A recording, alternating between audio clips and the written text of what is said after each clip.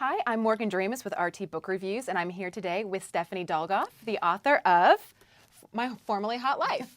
And this is a new nonfiction book, which is something new to our viewers. They normally don't see us talking with nonfiction authors. So welcome. Thank you. Thank you so much. Happy to be here. And the reason that I found your book is I am a huge fan of your blog, Formerly Hot, and I think for all of those who might not be familiar with the term, can you give a definition on what formerly hot means? Yeah, well, let me give you a little bit of background about it. The term came to me when I was sort of going through a transition, not really understanding what I was, but I knew what I was no longer. And I realized I used to be the hot chick. I'm no longer the hot chick. Well, you say in the book, big hair, big boobs, big personality. That's right. That's right. I mean, this happened in my late 30s, so I had spent, a good part of my life navigating the world with, a certain expectation of being seen a certain way, just because that's how it was.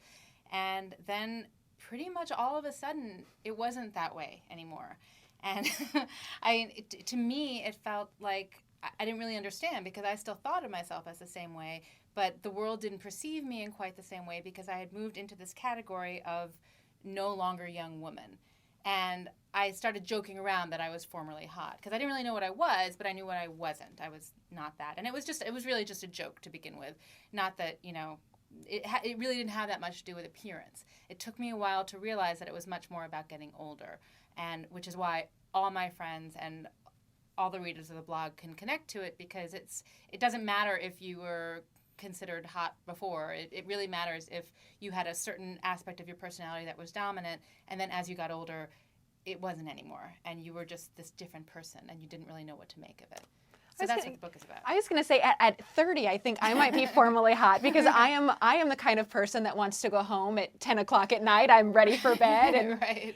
Yeah, I'm not the clubber, and that plays into a little bit, that mindset of adulthood, maturity a little bit. That's right. It really can happen it's not an age thing, like you hit 40 and that's it, you're formal. A lot of people are around late 30s, early 40s, it just so happens. But it really is when you have reached certain milestones in your life, and you realize that you no longer relate as well to the young person as you do to the somewhat older person.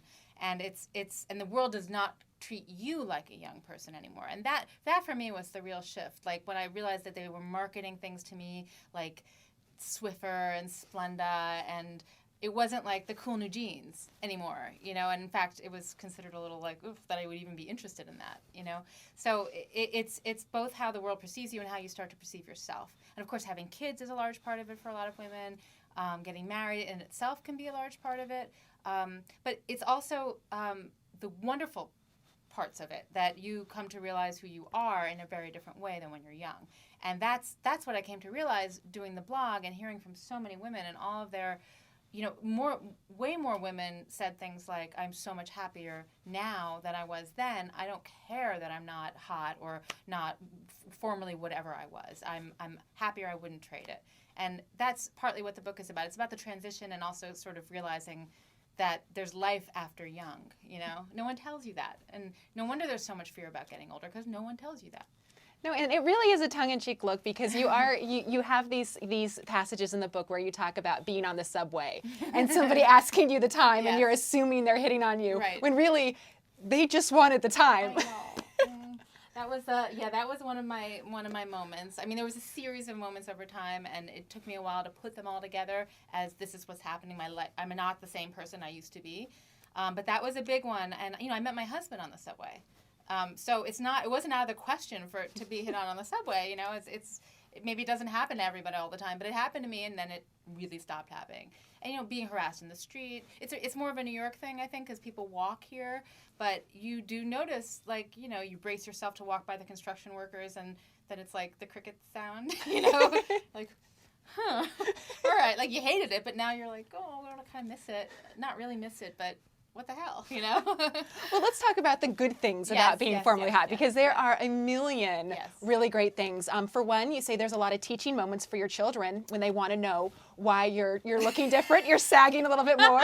You can explain to them what aging is. Yeah, oh, what a joy to explain to 7-year-olds what age. For 7-year-olds, getting older is just thrilling. Like, they can't wait to be older. They get to have their ears pierced, and oh my God.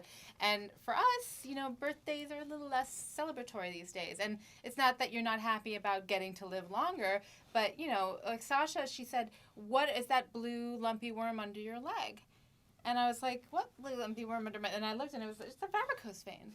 You know, and okay, you know, that happens, but to have to explain, you know, all women's bodies change as they get older, and it's a lovely natural thing. And meanwhile, I'm thinking, I don't know why I have varicose veins.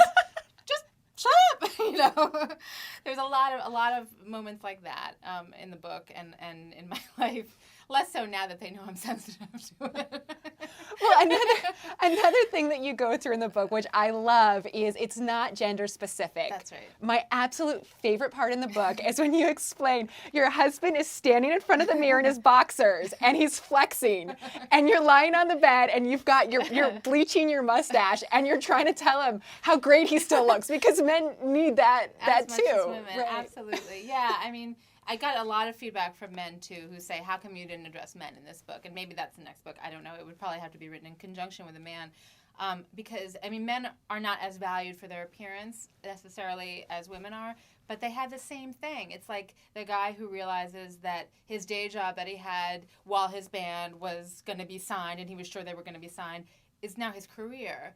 And he's like, oh, I'm formerly the guy in the band, you know? Or the former jock. I mean, you know, the guy who, like, put a lot of stock into being athletic, and his lifestyle has changed such that, you know, he's got kids, he's got a job, he doesn't get to do that anymore, but his mentality is still, I'm that guy, but he's not, you know? And it's a transition, and it has some loss involved. I mean, I make fun of it. I think it's funny because what the hell else are you going to do? You got to laugh. But there is some loss involved, and that's partly what's in the book, and you know, I think men experience that same loss as women do.